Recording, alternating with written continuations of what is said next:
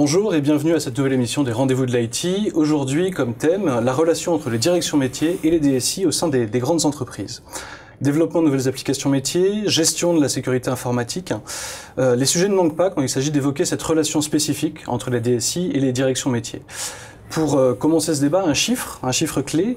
Selon une étude IDC de 2011, les DSI et les directions métiers n'ont pas tout à fait la même perception de la notion de service rendu. 60% des DSI considèrent qu'elles rendent un très bon service vis-à-vis des directions métiers. En revanche, 40% des directions métiers considèrent que le service rendu par les DSI est satisfaisant. Alors, comment analyser cet écart? Est-ce que c'est un problème de communication ou est-ce que c'est bien une difficulté de part et d'autre à appréhender les transformations rapides de l'IT côté direction métier et côté DSI? Pour en parler avec nous, Jean-Luc Dexion, directeur de programme chez Capgemini et auteur d'un ouvrage « Piloter les systèmes d'information » paru à l'automne dernier aux éditions Duno, et Patrice Trousset, DSI Microsoft pour la France et le Benelux.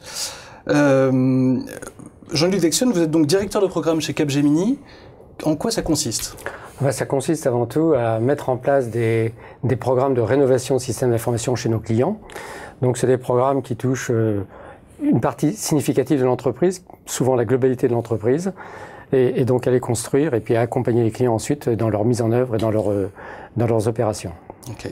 Patrice Trousset, DSI chez Microsoft, je présume que vos directions métiers ont un regard tout particulier, du fait de leur expertise, sur votre fonction. Disons que j'ai de bonnes conversations avec l'ensemble des directions métiers. Donc notre périmètre à nous, c'est effectivement l'ensemble de tous les étages de la fusée d'une DSI classique, de l'infrastructure aux applications, en passant par le data management qui est une composante très très forte de nos actions. Ouais, donc différents métiers, un mode silo historique qu'on est en train de briser tous les jours. D'accord. Alors sur ce chiffre, 60% des DSI qui sont satisfaites de leur action vis-à-vis des directions métiers, 40% des directions métiers qui se disent finalement c'est satisfaisant, donc 60% qui se disent c'est un peu limite. Est-ce que ce chiffre-là, ça vous choque, ça vous interpelle, vous trouvez ça normal? D'abord, j'aurais été très étonné si ça avait été exactement le même des deux côtés, ça me semble normal. Est-ce que ça me choque? Non. Je pense qu'effectivement, les DSI auront plutôt tendance à être satisfaites, les directions métiers jamais complètement satisfaites. Puis après, la notion de satisfaction, c'est quelque chose qui est compliqué à s'analyser entre effectivement, est-ce que l'application répond vraiment aux besoins, est-ce qu'elle a été bien développée, est-ce qu'elle est bien opérée, est-ce que les opérateurs sont bien formés, etc. Donc la satisfaction, c'est pas que la DSI non plus, c'est je dirais plus global. Et vous, côté Microsoft, vous avez des études en interne sur... Oui, absolument. Déjà, moi, je suis pas du tout surpris non plus par les chiffres. Je pense qu'en fait, on parle pas de la même chose souvent dans les DSI classiques versus les métiers. La DSI a l'habitude de se mesurer sur des tableaux de bord, ce qu'on appelle des scorecards chez nous, très très orientés informatique. Le temps de dispo d'une application, la disponibilité de la messagerie, etc. C'est pas du tout la façon qu'ont les métiers de mesurer effectivement la qualité du service rendu par la DSI. Donc, s'il n'y a pas un alignement et on va dire une bonne convergence, un bon partage des métriques qui vont faire effectivement qu'il y a un succès au niveau entreprise entre la DSI et les métiers. Effectivement, on va arriver à des chiffres un peu comme cela. Donc nous, on a beaucoup travaillé sur nous-mêmes et on a amené une petite révolution culturelle il y a déjà pas mal de temps et on partage des métriques dans les tableaux de bord que sont effectivement la valeur business, le gain de productivité et non plus le taux de disponibilité du réseau. D'accord. Et puis je rajouterais une chose, peut-être plutôt qu'un pourcentage qui est toujours un peu une statistique, une moyenne. Souvent, dans quelques cas, j'ai observé, il y a une satisfaction sur certains domaines et il y a une insatisfaction sur d'autres. Et des fois, c'est assez marqué. Enfin, c'est assez, qui sont liés à des tas d'historiques, la stabilité de l'application, sa vétusté, ou au contraire, elle est toute récente et ça marche bien. Donc c'est souvent plus contrasté que le pourcentage simplement, je dirais, d'une satisfaction. Et moi, je suis un peu provocateur parfois quand je rencontre un certain nombre de DSI, de nos collègues DSI, dans le cadre de colloques ou même de rencontres comme ça pour échanger.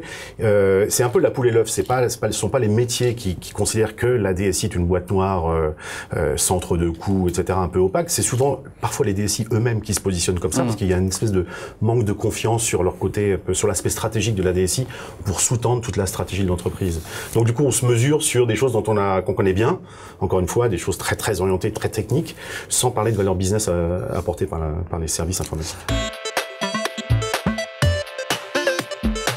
Alors, l'évolution du système d'information impacte bien évidemment cette relation entre direction métier et DSI, notamment une transformation majeure que vous soulignez dans votre livre, Jean-Luc Dexion, qui est le passage d'un système d'information en silo finalement dans les grandes entreprises à un système d'information intégré. Comment est-ce que cette transition impacte justement la relation entre la DSI et les métiers? Je pense qu'elle a impacté dur. Alors, j'irais presque ça, j'allais pas dire c'est presque derrière nous, mais enfin, l'effort a été fait déjà des constructions en silo, simplement par domaine, la comptabilité, la vente, la finance, etc., vers les systèmes intégrés. Il y a eu la vague des ERP, il y a la vague des architectures ouvertes, mais ça impacte, vu de ma fenêtre, de manière importante les DSI, parce que la valeur ajoutée de la DSI, ça vient justement cette intégration entre ces différentes applications et pas que la construction elle-même de l'application. Parce que dans l'entreprise, moi je dirais, ça a toujours été le système intégré, c'est un besoin que j'ai connu dans mes 30 dernières années de carrière. Et donc pour le faire, c'est justement cette valeur ajoutée qui est d'avoir des référentiels qui sont les mêmes, d'avoir des langages, des définitions, des règles de gestion, entre guillemets, qui sont partagées entre différents métiers qui se parlent pas forcément, sauf à travers justement cet effort-là. Et donc c'est une valeur ajoutée importante et qui doit se retrouver dans les DSI parce qu'il y a des gens, il y a des compétences qui justement se développent et se mettent en place autour de cette architecture, entre guillemets, des systèmes d'information et qui touche les métiers très directement. Vous, côté Microsoft, donc vous expliquiez tout à l'heure que vous aviez mené une transformation majeure, le silo SI intégré. Comment ça quel est le résultat aujourd'hui? Oui, donc l'histoire de Microsoft, elle est assez intéressante. D'abord, il y a différents business différents qui sont apparus au fil des années. Je pense à la Xbox, je pense à la publicité en ligne, qui sont des business models qui n'ont rien à voir avec les actions classiques de vente de software. En plus, vous savez que Microsoft est en train de changer sa stratégie, il devient plutôt aujourd'hui une entreprise qui se positionne sur les services en ligne et les devices, non plus seulement éditeur de logiciels. Donc il a fallu travailler sur nous-mêmes et remonter dans les étages au niveau des process, qui sont des process très structurants au niveau de l'entreprise et qui sont finalement communs. C'est un espèce de plus petit ou de plus grand, je sais pas, commun dénominateur entre les différents process qu'on ne faisait pas, parce qu'effectivement, avec l'apparition de nouveaux business ou les acquisitions externes, je pense récemment à Skype ou à Yammer, fait qu'on rajoutait des verrues au système d'information. Donc on est remonté dans les étages, très orienté business process, donc avec des instances de gouvernance conjointe avec les business. On ne prend pas les décisions tout seul, surtout pas. Et c'est aussi un peu le drame historique d'un certain nombre de grandes DSI. Donc ça, c'est ce qu'on appelle une transformation de l'IT que mènent un certain nombre de grandes entreprises.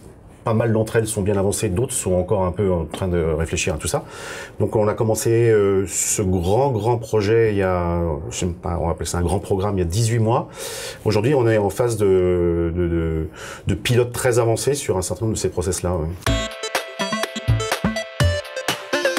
Alors, il y a une autre évolution qui impacte très directement les systèmes d'information, c'est la porosité. Finalement, désormais, des systèmes d'information des grandes entreprises, l'information, elle est dans le système d'information et puis elle est aussi sur les devices que parfois possèdent et utilisent les employés, les utilisateurs au sein de l'entreprise. Est-ce que cette dimension de sécurité, c'est quelque chose aussi qui impacte cette relation entre DSI et direction métier?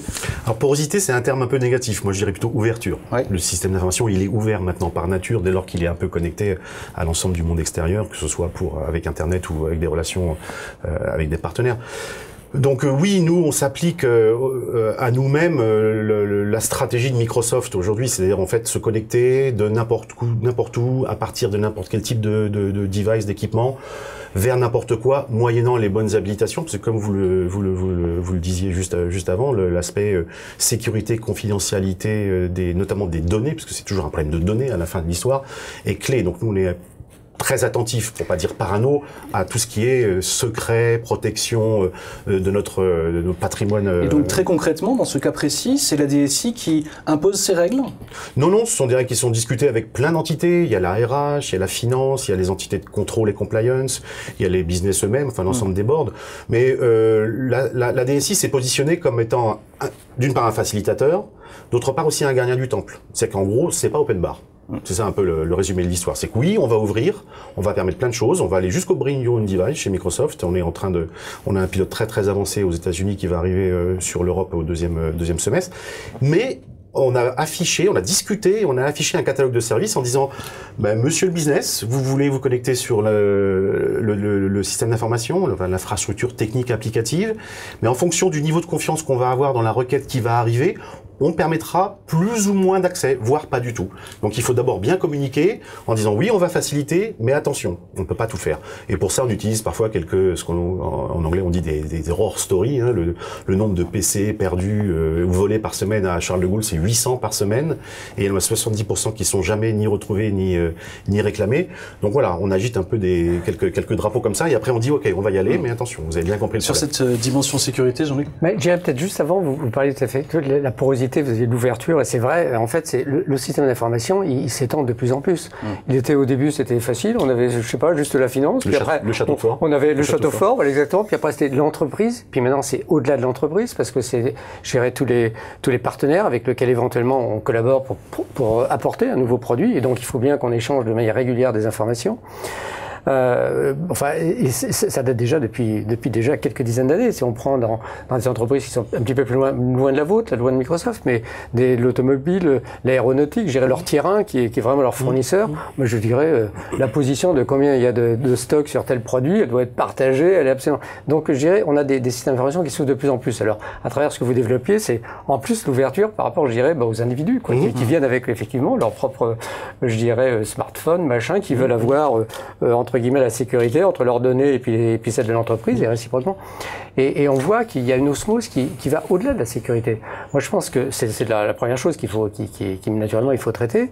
Mais je dirais cette ouverture au grand public, si je puis dire, par rapport au secteur un peu plus professionnel, fait aussi que ça impacte sur les façons dont on construit les applications, etc.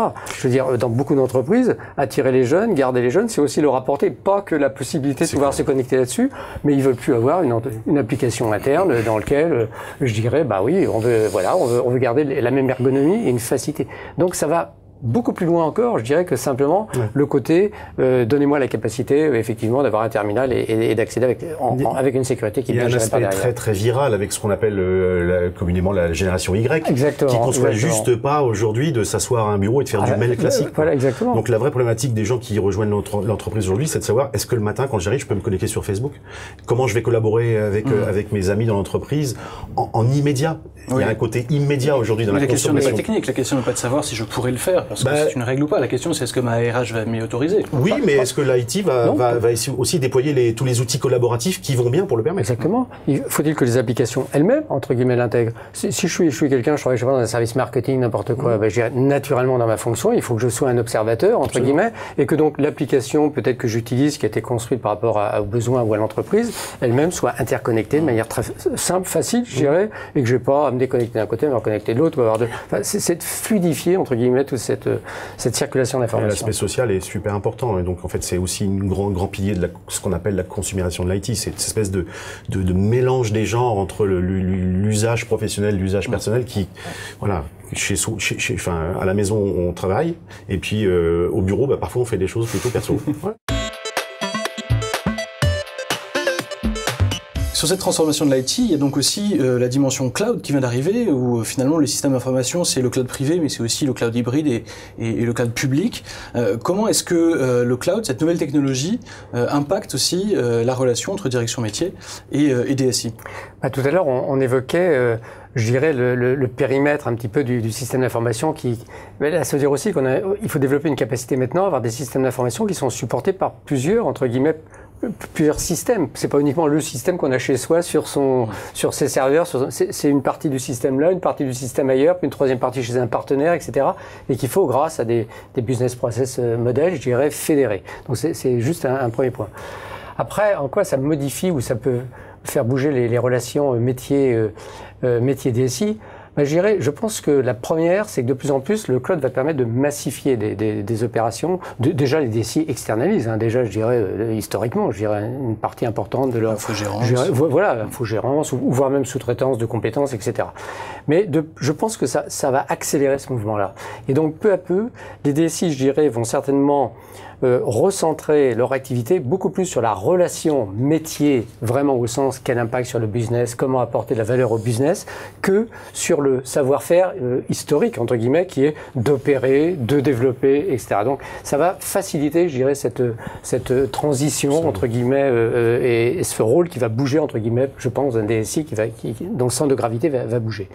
Après, l'autre point, c'est que, est-ce que ça peut impacter aussi les relations métiers? Parce que jusqu'à un moment donné, une fois qu'il y a un schéma d'architecture qui est coopté par tout le monde, etc., une direction métier peut peut-être mettre en place elle-même une activité, je dirais, ou une application, du moment qu'on a défini comment elle s'intégrait dans son environnement. Et là, elle pourra peut-être directement passer un contrat, et la DSI l'aidera, à mon avis, à dire, bah voilà, c'est plutôt, vous devriez, puis du reste, peut-être qu'on a labellisé, entre guillemets, des fournisseurs, etc., et donc lui donner plus d'autonomie, peut-être, tout en restant dans un cadre de système d'information intégré. Patrice Trousset, sur ce point? Ah bah j'adore, parce que c'est exactement ce qu'on fait. Nous, en fait, enfin, on a mené exactement ce genre de réflexion, même avant qu'on appelle ça le cloud, hein, finalement. Mais bon. Donc il y a tout un tas de services qui aujourd'hui fonctionnent comme ce qu'on appelle en anglais l'utility. Donc en gros, moi je dis un peu l'électricité, les commodités. Je pense à tout ce qui est messagerie, solutions collaboratives. Donc on a mené cette action-là, c'est-à-dire qu'on a externalisé. Alors chez un fournisseur en qui on a plutôt confiance, c'est Microsoft, mais nous-mêmes on utilise maintenant la messagerie en ligne, les outils collaboratifs en ligne. Donc il y a plusieurs intérêts à ça pour un DSI. C'est d'une part transformer du CAPEX en OPEX. Et donc ça fait plutôt plaisir aux directeurs financiers. Mais c'est aussi, ça libère de la bande passante, de la ressource pour effectivement avoir des équipes qui sont plus à l'écoute des métiers, qui sont des vrais correspondants métiers, qui vont du coup travailler sur la valeur apportée dans le cadre des applications un peu business. Donc ça c'est clé, parce qu'en fait les DSI souffrent toutes de réduction de budget et ont du mal à travailler un peu dans tous les axes et par rapport à une demande qui est très forte des métiers et qui s'intensifie avec un time to market des applications qui doit être de plus en plus court. Donc ça c'est clé. Donc oui, première chose, c'est externaliser ce que j'appelle des offres sur étagère qui fonctionnent. La messagerie, ça fonctionne aujourd'hui. Il y a plein de fournisseurs de solutions comme ça et on retrouve un peu d'air. Donc deuxièmement, effectivement, les directions métiers sont amenées, d'abord elles sont fortement démarchées aujourd'hui pour ça, sont amenées à choisir parfois des solutions comme ça à l'extérieur. C'est pas un danger. À l'extérieur, c'est-à-dire sans passer par la DSI. Alors, ça c'est la question. Bon, il y a beaucoup de DSI qui voient ça comme une menace. Moi encore, là je serais encore un peu provocateur. Ça veut dire que si on n'est pas bien aligné et si on n'a pas acquis, on va dire, un peu un droit de parole et un siège au niveau du board ou un bon niveau d'écoute auprès des directions métiers, oui, effectivement, il y a des choses qui peuvent nous échapper. Si au contraire, vous comprenez bien, effectivement, en tant que DSI, les attentes, vous pouvez vous positionner en tant que fournisseur de solutions. Ce que je veux dire par là, c'est trouver la meilleure solution à un moment donné, qu'elle soit interne ou externe, en étant celui qui va la choisir, la valider, la certifier, construire le contrat de service avec le fournisseur externe, plutôt le gardien du temple et le facilitateur et le consultant interne.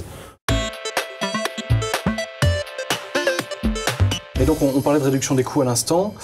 Souvent la DSI est perçue comme le cost killer des directions métiers. Il faut réduire les ressources, il faut réduire la consommation, il faut facturer à la demande parce que ça permet de suivre mieux. Comment faire en sorte pour que justement la DSI soit aussi perçue comme apportant de la valeur ajoutée aux directions métiers, aux applications qu'utilise la direction métier aujourd'hui? Comment se positionne la DSI? Comment elle doit se positionner dans cette logique-là? Je pense qu'il y a tout un travail déjà qui incombe souvent au CIO d'éduquer par rapport à ça. C'est-à-dire qu'effectivement la productivité, vraiment le ROI d'application qui permet vraiment de faire gagner entre guillemets de la finance, quoi. C'est le ROI qui est la mesure. Mais il n'y a pas que ça. Il y a ensuite, tout de suite après, il y a effectivement d'abord une DSI grâce à ces processus transverses, je dirais comment est-ce qu'elle permet à l'entreprise d'avoir des bons niveaux de service, livrer à temps, prendre des commandes, etc. Ça, c'est de l'efficience. Et l'efficience se mesure plus uniquement par rapport à un ROI. Et puis après, il y a en quoi des grands projets de système d'information permettent de transformer l'entreprise. Donc là aussi, c'est une valeur de transformation. Puis après, c'est en quoi les nouvelles technologies permettent de développer des nouveaux business. Et là, c'est l'accroissement du chiffre d'affaires. Donc on voit qu'en fait, j'ai 4 cadrans, entre guillemets, mais il y a tous les consultants en ont un certain nombre, mais qui permettent de voir que le ROI est un des facteurs qu'il faut toujours avoir, entre guillemets, en ligne de mire, parce que c'est un fondamental, entre guillemets, dans toutes les entreprises. Mais l'efficience, la transformation, l'augmentation du chiffre, la contribution à l'augmentation du chiffre d'affaires sont des choses qui sont extrêmement importantes. Et de plus en plus, enfin, quand je parlais des grands programmes de transformation, de plus en plus, on voit que le ROI n'est jamais le facteur déclencheur. On y fait attention, il faut qu'il y ait une partie du ROI, mais très souvent la transformation, la capacité effectivement de développer le chiffre d'affaires de l'entreprise et la capacité de la faire bouger sont des indicateurs qui sont extrêmement importants. Alors qu'ils ne se mesurent pas à l'aune, entre guillemets, de l'euro ou de n'importe quoi, qui n'ont pas toujours des indicateurs très, je dirais, factuels, c'est des fois un peu une appréciation, mais qui deviennent de plus en plus, je dirais, ce qui est attendu des DSI et ce qui leur donne de la valeur. Donc une question directe, est-ce que d'une part on peut mesurer le ROI d'un système d'information? Est-ce que ça fait sens? Est-ce que c'est réalisable? Et puis au-delà de ça, est-ce que finalement c'est pas la valeur ajoutée de la DSI en termes d'application, en termes de nouvelles technologies qui ne compte pas plus aujourd'hui dans l'entreprise? Si, enfin moi je souscris tout à fait à ce qui a été dit. Je pense que nous on a réussi à sortir de cette discussion très ROI, réduction des coûts, etc., qui est très réductrice elle-même, cette question. Donc oui, les composantes gain d'efficacité, gain de productivité, capacité aussi à aller plus vite que la concurrence, à accroître le chiffre d'affaires, tout ça c'est très important. Donc on a aligné aujourd'hui l'ensemble des grands chantiers du système, enfin de la DSI à la stratégie Microsoft, à la stratégie du business de Microsoft. C'est aller plus vite que les compétiteurs, effectivement, c'est gagner des parts de marché. C'est aussi faire en sorte que les collaborateurs soient bien dans l'entreprise. Hein. Aujourd'hui, on a encore été élu Best Place to Work. Et c'est pas un hasard, hein, ces contributions RH et alignement de la DSI par rapport à ces problématiques-là. Donc, calculer un ROI d'un système d'information, pour moi, c'est du passé. On est sur d'autres axes aujourd'hui en interne. Je pense que c'est encore une réalité dans un certain nombre d'entreprises et il faut sortir de ce genre de conversation. Donc, alignement métier, trouver un certain nombre de métriques partagées avec les business pour montrer que l'IT est devenu stratégique et non plus, comme on le disait il y a 5-10 ans, IT doesn't matter, ça c'est terminé. Donc je pense qu'il y a beaucoup de directions métiers. Le marketing est un bon exemple de ça, qui sont très à la pointe et qui attendent énormément de la DSI en termes de rapidité à consommer des choses en interne, des dates de données en interne, en externe, les réseaux sociaux, etc. Donc je vois plus de notion de ROI là-dedans, je vois plutôt une notion d'efficacité, ce qu'on appelle nous en interne la business value realization. Donc après, les critères doivent être partagés. Il y a une des dimensions du cloud qui est la possibilité de pouvoir facturer à la demande. Oui, bien sûr. Et cette logique de facturation, elle rentre aussi dans une logique de pouvoir savoir qui consomme et combien il consomme. Oui. Direction métier par direction métier. Absolument, mais c'est le cas aujourd'hui chez nous. Enfin, on est en train de mettre en place ce genre de comptabilité analytique, on va dire, en termes de consommation de ressources, ce qui n'était pas vrai avant. Mais même pour nous, en fait, en termes d'organisation d'équipe de développement, de capacité à déployer plus vite, on diminue la facture interne de 30% sur l'ensemble du cycle de développement et déploiement des applications grâce au cloud, en mode hybride aujourd'hui. Merci à tous les deux pour votre participation. Merci de nous avoir suivis et puis à bientôt pour une prochaine émission.